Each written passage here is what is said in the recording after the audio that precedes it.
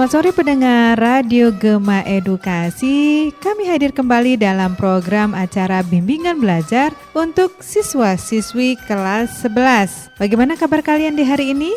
Mudah-mudahan kalian tetap semangat ya, dan kalian juga dalam keadaan sehat sehingga dapat mengikuti program bimbingan belajar untuk hari ini. Selama 1 jam nanti kami akan bersama berbagi ilmu untuk semua dalam mata pelajaran IPA Biologi tentang sistem ekskresi pada hewan. Insan Edukasi bagaimana, sudah siap? Jangan kemana-mana, setelah yang berikut kami akan kembali lagi.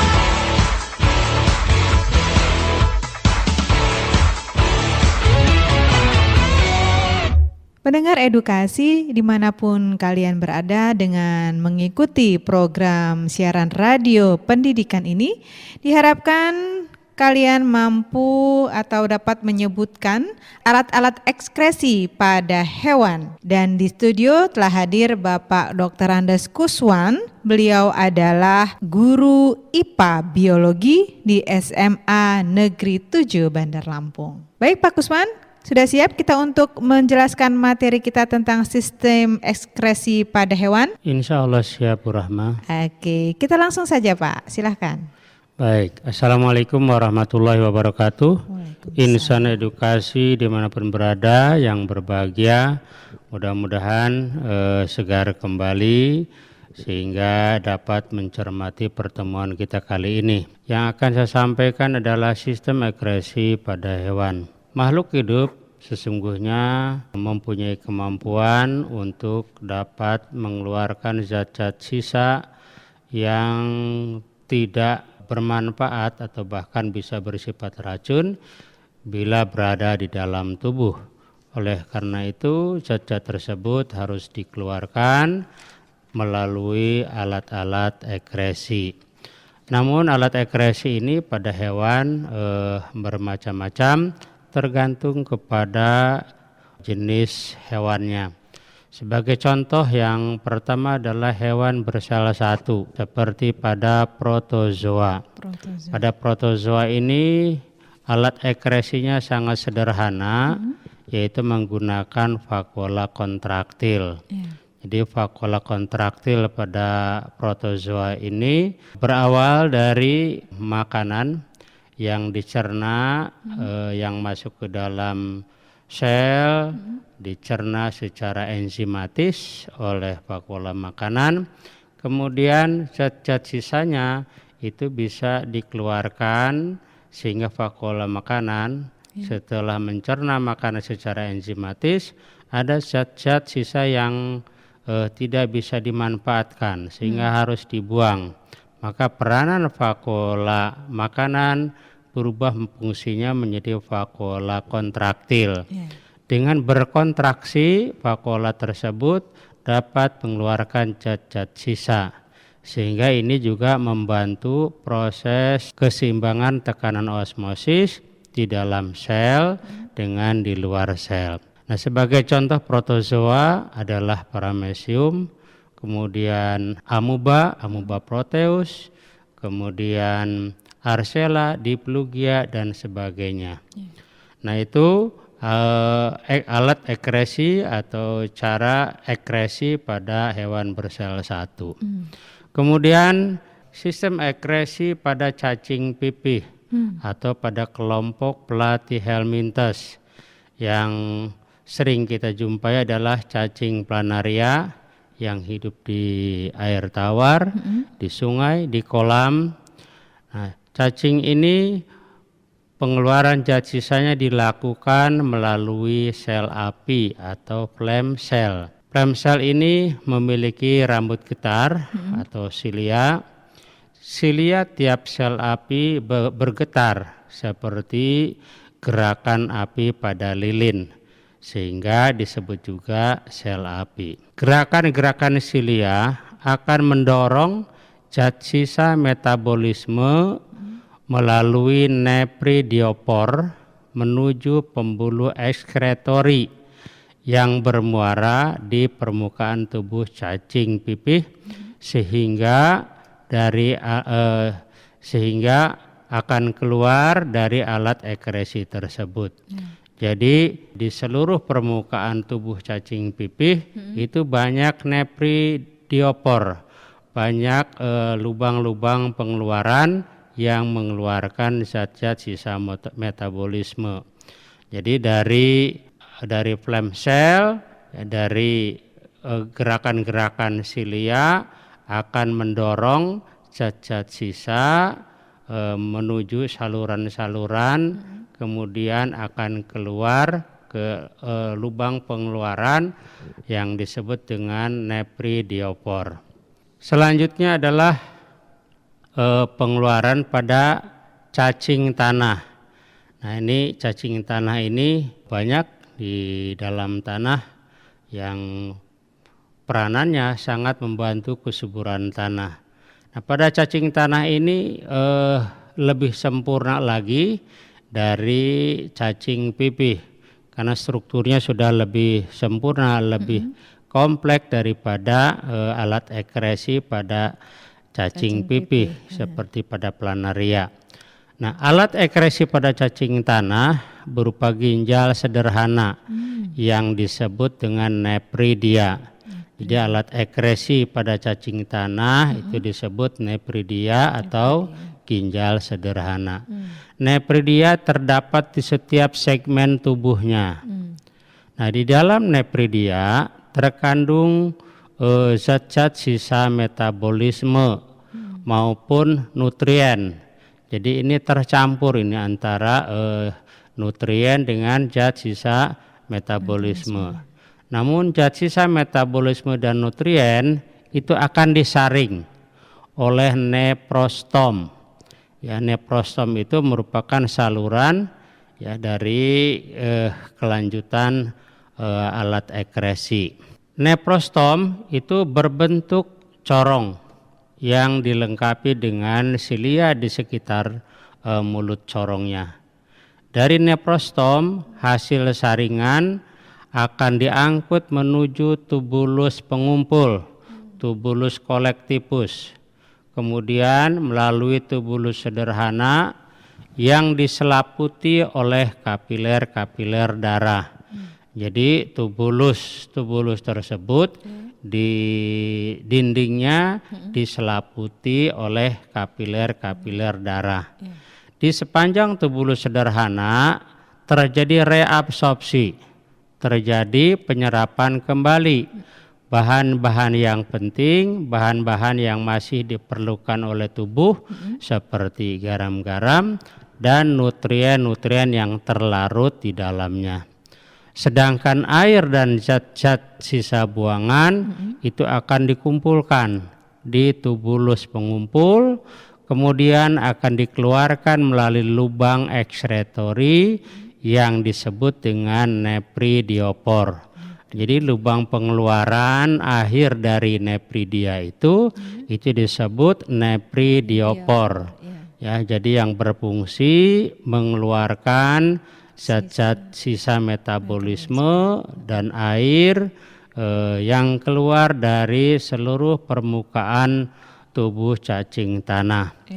Jadi sistem pengeluarannya bisa dikeluarkan melalui nepridiopor yang ada di permukaan tubuh cacing tanah.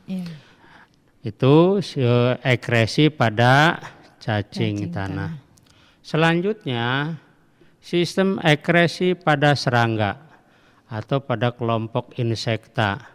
Nah, serangga ini lebih berbeda lagi, lebih kompleks lagi dari cacing tanah. Alat ekresi pada serangga itu berupa pembuluh malpighi. Pembuluh malpighi merupakan pembuluh-pembuluh halus yang berwarna putih kekuningan yang terletak di antara usus tengah dan usus belakang. Kemudian buluh malpighi berfungsi seperti ginjal pada vertebrata. Jadi fungsinya untuk menyaring darah, membuang zat-zat sisa yang tidak berguna sebagai zat sisa metabolisme di dalam tubuh. Nah, selain buluh malpighi, serangga memiliki sistem trachea. Nah, sistem trachea ini berfungsi untuk mengeluarkan karbon dioksida sebagai zat sisa proses oksidasi. Jadi apabila serangga melakukan oksidasi dengan bantuan oksigen, maka zat-zat hasil oksidasinya berupa karbon dioksida itu akan dikeluarkan melalui trachea yang terdapat di setiap segmen-segmen tubuhnya. Nah, zat sisa metabolisme pada serangga itu diambil dari cairan tubuh. Cairan tubuh itu disebut hemolimpa. Jadi cairan tubuh pada serangga itu disebut hemolimpa. Nah, hemolimpa pada serangga ini tidak berwarna merah karena tidak mengandung hemoglobin. Jadi walaupun berupa cairan tidak mengandung hemoglobin. Sehingga cairan pada serangga itu tidak berfungsi mengangkut oksigen.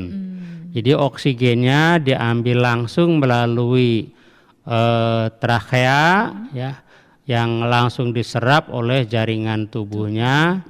Kemudian terjadi oksidasi, hasil oksidasinya akan dibuang kembali oleh trachea. Cairan hemolimpa kemudian akan masuk ke bagian proksimal. Dari proksimal lalu menuju ke usus belakang dan akan dikeluarkan bersama feses dalam bentuk kristal-kristal asam urat. Jadi alat pengeluaran pada pada serangga itu tidak seperti pada cacing tanah, bisa keluar dari permukaan kulitnya. Nah, ini tidak melalui saluran anus seperti pada hewan vertebrata. Kemudian zat sisa metabolisme yang berupa nitrogen itu akan digunakan kembali. Jadi ada zat sisa berupa nitrogen itu ada yang dikeluarkan bersama feses berbentuk kristal asam urat, tetapi ada juga yang digunakan kembali untuk membentuk zat kitin, membentuk rangka tubuhnya, yaitu yang disebut dengan eksoskeleton atau rangka tubuh bagian luar. Dan ini sesuai dengan usianya, biasanya semakin semakin tua, eksoskeletonnya semakin keras. Kemudian sebagian zat sisa metabolisme akan dibuang dalam bentuk asam urat yang kering berbentuk kristal dan tidak larut dalam air, yaitu dikeluarkan melalui anus bersama feses. Nah, itu sistem ekskresi pada serangga. Selanjutnya nampak terlihat bentuk pembuluh Malpighi, disebut pembuluh Malpighi karena bentuknya memang seperti saluran, Bu Rahma. Jadi seperti corong, ini ada di bagian corongnya ada saluran-saluran Malpighinya, kemudian bersamaan dengan saluran pencernaannya, sehingga di bagian akhirnya itu berhubungan dengan anus. Itu sementara Bu Rahma yang dapat saya sampaikan. Terima kasih. Insan edukasi, bagaimana tadi penjelasan Pak Kuswan mengenai sistem ekskresi pada hewan untuk bagian pertama ini. Dan kalian dapat mengakses program bimbingan belajar ini di Radio Gema Edukasi melalui internet, yaitu di www.disdikbud.lampungprof.go.id. Jadi jangan kemana-mana, setelah yang ini program bimbingan belajar akan kembali lagi. Tetaplah bersama kami.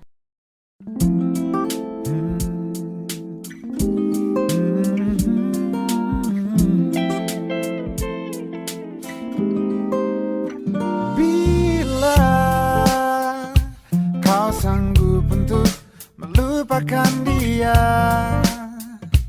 biarkan aku hadir dan menatap ruang hati yang telah tertutup lama. Jika kau masih ragu untuk menerima, biarkan hati kecilmu bicara. Karena aku yakin kan datang saatnya.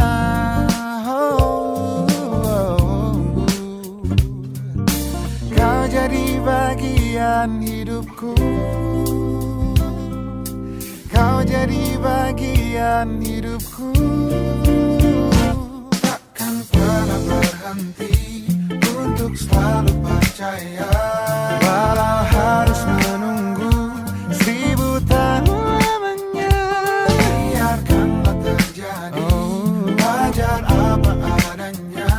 Walau harus menunggu 1000 tahun lamanya. Jika kau masih ragu untuk menerima, biarkan hati kecilmu bicara. Karena ku yakin kan datang saatnya.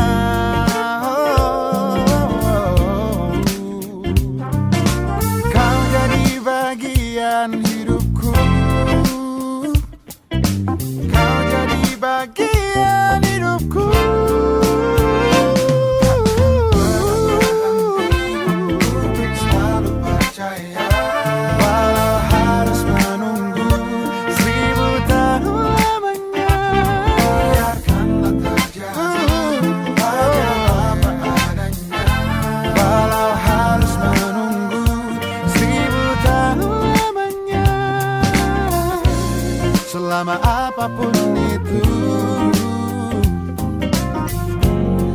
akan setia menunggu.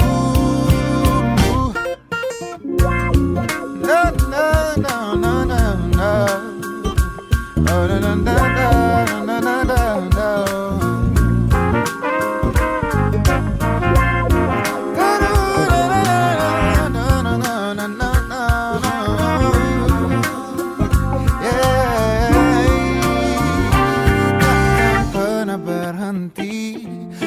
Selalu percaya harus menunggu,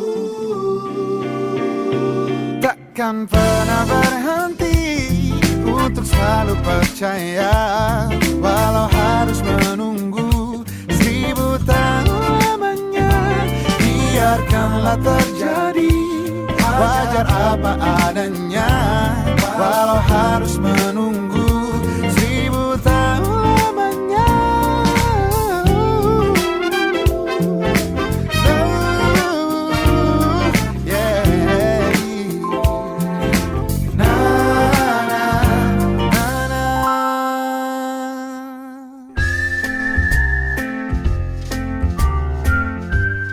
Anda sedang mendengarkan acara Bimbel, Bimbingan Belajar di Radio Gema Edukasi, berbagi ilmu untuk semua.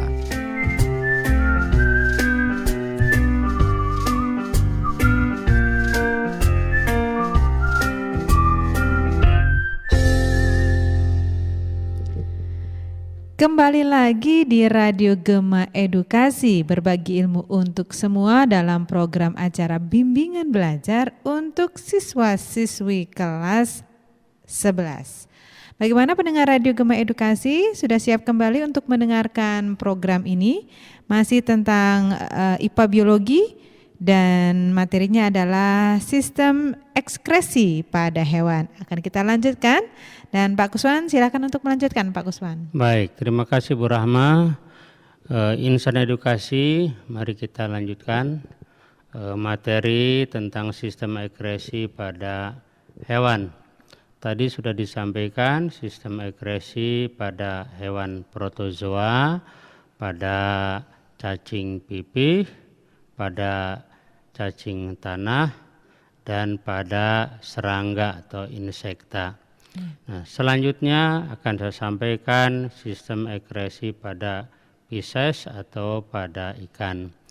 Nah, ikan seperti kita ketahui hidupnya di air.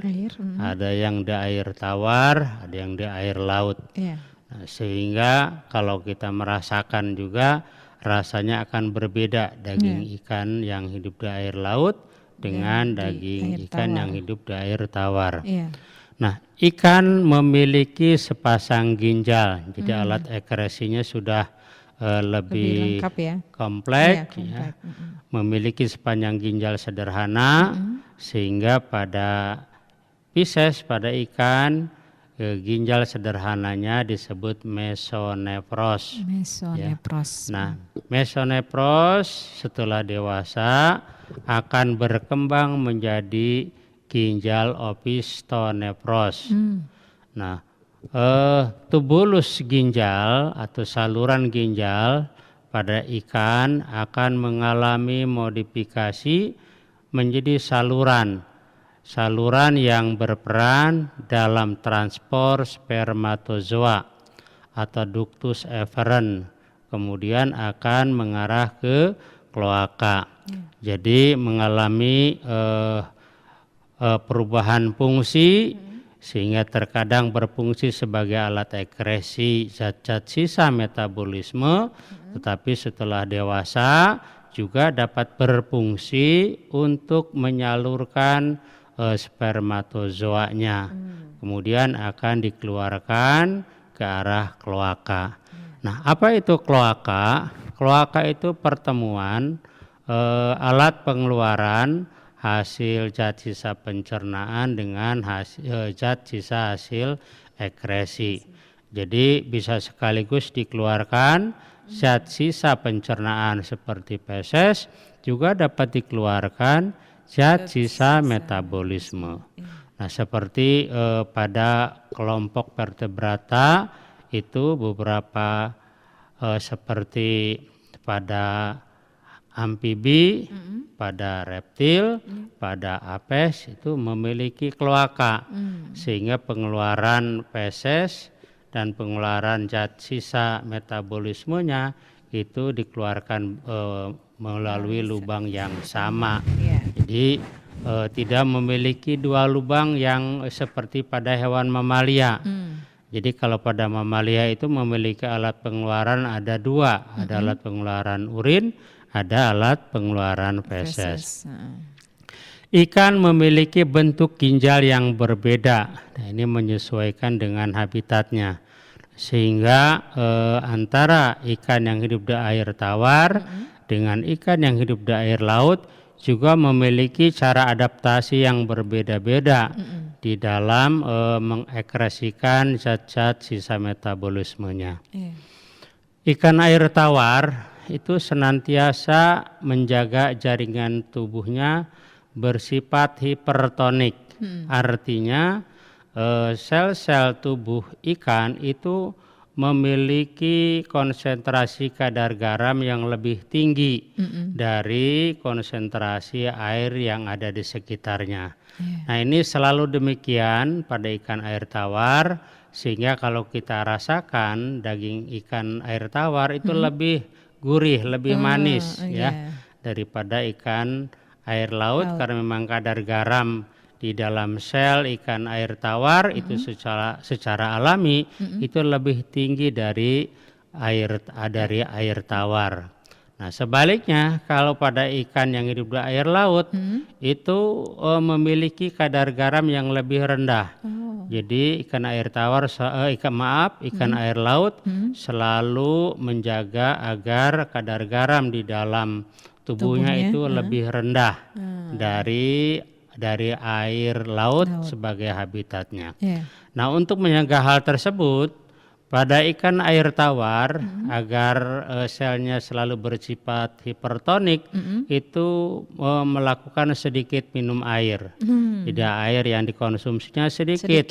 Dibandingkan dengan ikan yang hidup di air laut. Jadi ikan yang hidup di air laut itu banyak mengkonsumsi air. Kemudian banyak mengeluarkan urin kalau pada ikan yang hidup di air tawar. Nah, sedangkan kalau pada ikan yang hidup di air laut itu sedikit mengeluarkan urin. Kemudian pada ikan air tawar banyak mengabsorpsi mineral dan zat-zat makanan, terutama diabsorpsi itu melalui insangnya secara aktif. Nah, sedangkan air sedikit yang diabsorpsi. Jadi yang diabsorpsi itu lebih banyak mineralnya, zat-zat makanannya, sedangkan airnya yang diabsorpsi sedikit. Pengeluaran amoniak yang dilakukan pada ikan air tawar itu secara difusi melalui insang. Jadi hasil zat sisa metabolismenya itu dikeluarkan secara difusi melalui insang. Nah, sedangkan pada ikan yang hidup di air laut itu akan banyak minum air, sedikit mengeluarkan urin. Air yang dikeluarkan itu secara aktif melalui insangnya. Nah, ini untuk menjaga keseimbangan tekanan osmosisnya. Urin yang dihasilkan itu akan dikeluarkan dari tubuh melalui lubang dekat anus. Melalui lubang dekat anus. Nah, pada ikan chondrichthyes, pada ikan yang bertulang rawan seperti ikan hiu, mengeluarkan urin melalui seluruh permukaan kulit tubuhnya. Ini sangat unik ini untuk ikan yang memiliki tulang rawan seperti ikan hiu, ikan pari. Jadi pengeluaran urinnya itu dilakukan melalui seluruh permukaan kulit tubuhnya. Sedangkan ikan laut bertulang sejati itu urin dikeluarkan melalui lubang dekat lubang anus. Nah itu sistem ekskresi pada ikan, ikan air tawar dan ikan air laut, Bu Rahma. Nah selanjutnya sistem ekskresi pada beberapa hewan vertebrata. Ini pada kelompok amfibi, ya, pada katak, pada reptil atau hewan melata, pada burung itu memiliki alat ekskresi berupa ginjal. Nah, saluran pengeluarannya menyatu yang disebut dengan kloaka. Jadi zat sisa metabolisme akan dikeluarkan pada akhirnya itu bersama-sama dengan zat sisa pencernaan makanan. Nah, sedangkan pada mamalia dan seperti pada manusia itu sudah menggunakan alat spesifik masing-masing. Alat ekskresi akan dikeluarkan melalui saluran kencing, ya. Sedangkan zat sisa pencernaan makanan itu akan dikeluarkan melalui anus. Itu Bu Rahma beberapa alat ekskresi pada hewan. Nah, ini karena sistem ekskresi sudah selesai, kita untuk mengerjakan soal-soal uji kompetensi sistem ekskresi pada manusia dan hewan. Mudah-mudahan dengan mengerjakan ini kita akan lebih mudah untuk mengingatnya. Oke, pendengar edukasi siap-siap, persiapkan kalau perlu alat tulis, siapkan buku dan alat tulisnya dan dicatat. Nanti kita akan coba untuk memberikan pertanyaan lalu nanti kita akan bahas kembali. Ya, sudah siap? Baik. Jadi yang pertama pertanyaannya sebutkanlah alat-alat ekskresi pada manusia. Oke, sudah. Sebutkan alat-alat ekskresi pada manusia. Baik. Saya yakin insan edukasi sudah bisa menjawabnya, yaitu alat ekskresinya adalah hati atau hepar, ya, paru-paru atau pulmo, kulit atau integumen, dan ginjal atau renalis. Ya, bagaimana sama jawabannya? Oke. Selanjutnya soal uji kompetensi yang kedua. Sebutkanlah fungsi hati sebagai alat ekskresi. Sebutkan fungsi hati sebagai alat ekskresi. Oke. Iya, saya yakin sudah mendapatkan jawaban yang benar. Ya, jawabannya adalah mengekskresikan cairan empedu, yaitu zat warna empedu, bilirubin dan biliverdin. Ya, pasti sama ya. Baik, kita lanjutkan Bu Rahma. Pertanyaan yang ketiga, bagaimanakah fungsi ginjal dalam menjaga tekanan osmosis darah? Bagaimanakah fungsi ginjal dalam menjaga tekanan osmosis darah? Oke. Bagaimana? Sudah mendapatkan jawabannya? Iya, jawabannya adalah dengan cara mengatur ekskresi garam-garam, yaitu membuang garam yang berlebihan dan menahan garam bila jumlahnya berkurang di dalam tubuh. Nah, ini biasanya ditandai kalau garamnya sedikit, kita akan banyak mengeluarkan urin. Kalau garamnya banyak di dalam tubuh, kita akan sedikit mengeluarkan urin. Kita lanjutkan pertanyaan yang keempat. Sebutkanlah 3 tahap proses ekskresi di ginjal. Sebutkanlah 3 tahap proses ekskresi di ginjal. Ya, kalian tadi pasti ingat kan apa yang sudah dijelaskan? Oke. Baik, sudah dapat jawabannya. Jadi tahap pertama adalah filtrasi atau penyaringan darah. Nah, hasil filtrasi ini akan menghasilkan urin primer yang masih mengandung zat-zat yang bermanfaat bagi tubuh. Yang kedua adalah reabsorpsi. Penyaringan kembali, yaitu yang disaring adalah filtrat primer. Nah, karena filtrat primer masih mengandung zat-zat yang bermanfaat, setelah diserap kembali tinggallah zat-zat yang tidak berguna bagi tubuh. Kemudian yang ketiga adalah augmentasi, yaitu penambahan kembali dan membuang zat-zat yang tidak berguna. Hasil augmentasi inilah merupakan urin sesungguhnya. Kita lanjutkan pertanyaan yang kelima. Iya, sebutkanlah 5 faktor yang mempengaruhi terbentuknya jumlah urin. Sebutkanlah 5 faktor yang mempengaruhi terbentuknya jumlah urin. Ya, bagaimana? Sudah mendapatkan jawabannya? Iya, yaitu usia. Jadi usia muda lebih banyak mengeluarkan urin, terutama pada anak-anak daripada orang dewasa. Kemudian aktivitas. Semakin banyak aktivitas, urin yang dikeluarkan sedikit, tetapi banyak dikeluarkan melalui keringat. Kemudian kondisi kesehatan. Pada orang yang sakit itu lebih banyak mengeluarkan urin daripada orang yang sehat. Kemudian psikologis. Nah, ini orang yang cemas, stres, ini akan lebih banyak mengeluarkan urin daripada orang yang tidak stres atau tidak cemas. Kemudian cuaca. Apabila udaranya dingin akan banyak mengeluarkan urin, sedangkan bila udaranya cuacanya panas sedikit mengeluarkan urin. Kemudian jumlah air yang diminum. Ya, jumlah air yang diminum, apabila yang diminumnya banyak, maka urin akan banyak dikeluarkan. Sebaliknya, kalau sedikit minum, maka sedikit urin yang dikeluarkan. Demikian juga adalah hormon ADH, antidiuretika hormon. Ini sangat berperan dalam mengatur pengeluaran jumlah urin.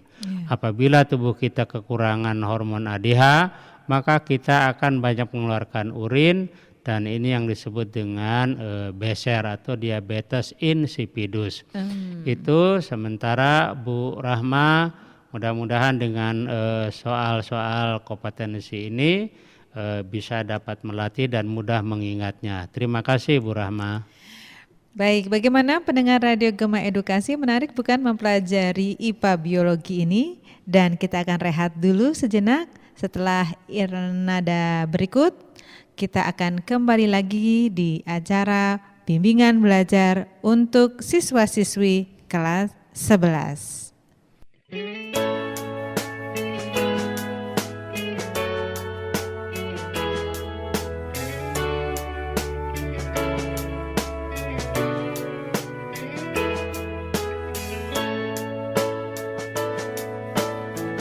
Cinta itu buta dan tuli, tak melihat, tak mendengar, namun datangnya dari hati, tidak bisa dipungkiri, itu benar, memang benar. Cinta itu ruang dan waktu, tak sekejap harus mau. Cinta butuh ruang yang sepi untuk mengutarakan hati. Kamu, aku,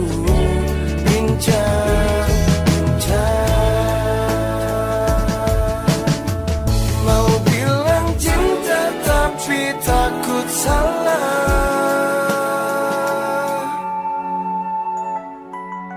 Halo, kenapa?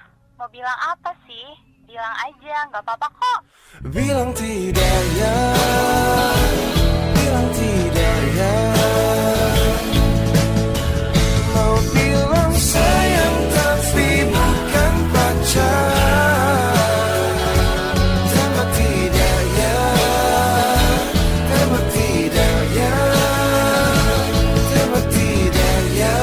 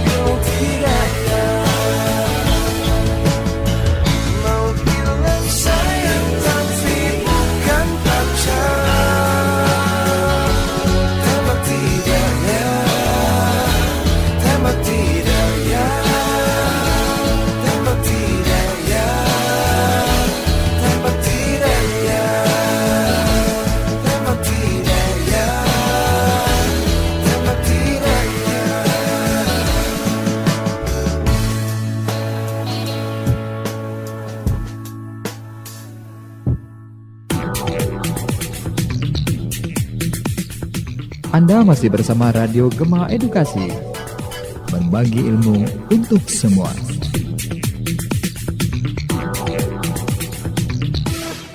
Masih dari Jalan Dr. Andes Warsito nomor 72 Teluk Betung Bandar, Lampung. Radio Gema Edukasi, berbagi ilmu untuk semua.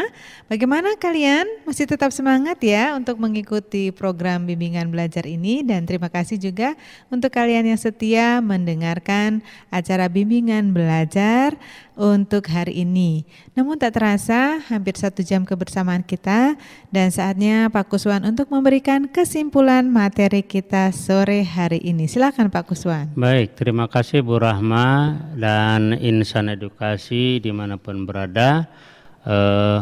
Sistem ekskresi pada hewan dapat kita simpulkan. Yang pertama bahwa hewan protozoa seperti Paramecium caudatum, amuba, alat ekskresinya menggunakan vakuola kontraktil, yaitu selalu berkontraksi vakuola tersebut sehingga disebut vakuola kontraktil. Dengan berkontraksinya vakuola tersebut dapat mengekskresikan, mengeluarkan zat-zat sisa metabolisme dan zat-zat sisa hasil pencernaan secara enzimatis, sehingga dapat berfungsi menjaga keseimbangan tekanan osmosis di dalam sel dengan di luar sel. Kemudian alat ekskresi pada planaria atau pada cacing pipih itu menggunakan sel api atau phloem cell. Di sekitar phloem cell terdapat rambut-rambut getar yang selalu bergetar seperti gerakan api pada lilin, maka disebut dengan sel api atau phloem cell. Kemudian alat ekskresi pada cacing tanah ini sudah lebih kompleks, sudah lebih sempurna daripada cacing pipih. Alat ekskresi pada cacing tanah itu disebut nepridia. Pada setiap nepridia terdapat pada setiap segmen tubuhnya. Jadi setiap segmen memiliki satu nepridia. Setiap nepridia diakhiri dengan nepridiopor untuk mengeluarkan zat-zat sisa metabolismenya. Kemudian alat ekskresi pada serangga. Alat ekskresi pada serangga sudah lebih sempurna lagi berupa pembuluh Malpighi. Nah, pembuluh Malpighi ini di akhir pengeluarannya itu menyatu dengan anus, sehingga proses pengeluaran zat sisa metabolisme pada serangga itu akan dikeluarkan bersamaan dengan zat sisa pencernaan dengan feses, yaitu berupa kristal-kristal yang padat yang tidak larut dalam air. Kemudian alat ekskresi pada ikan itu berupa alat ekskresi yang lebih sempurna lagi, berupa sepasang ginjal sederhana yang disebut dengan mesonefros. Ini juga hasil pengeluarannya itu akan berakhir bersamaan di saluran anus, ya, sehingga zat sisa yang dikeluarkan, zat sisa metabolismenya dengan zat sisa pencernaan itu akan dikeluarkan bersama-sama dengan feses atau zat sisa pencernaan. Sedangkan pada hewan amfibi, pada hewan amfibi atau kelompok katak, pada reptil, pada burung, alat ekskresinya berupa ginjal. Nah, zat yang dibuang, zat sisa metabolismenya sama berakhir di kloaka, sehingga zat yang dibuang adalah pada kloaka itu merupakan zat sisa metabolisme dan zat sisa pencernaan makanan. Nah, sedangkan pada mamalia alat pengeluarannya itu sudah berbeda, ya.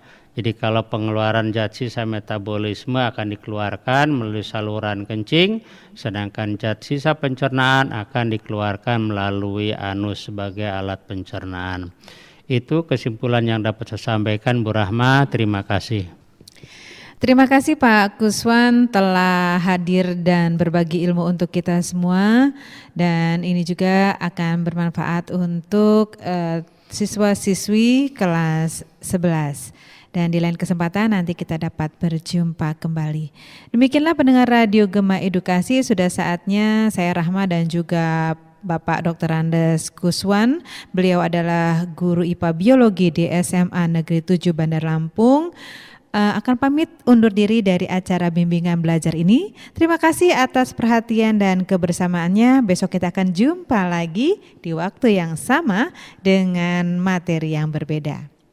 Akhirnya segenap kru yang bertugas pamit undur diri dari ruang dengar kalian dari studio Dinas Pendidikan dan Kebudayaan Provinsi Lampung, Radio Gema Edukasi, berbagi ilmu untuk semua, mengucapkan selamat beraktivitas, tetap semangat dan sampai jumpa.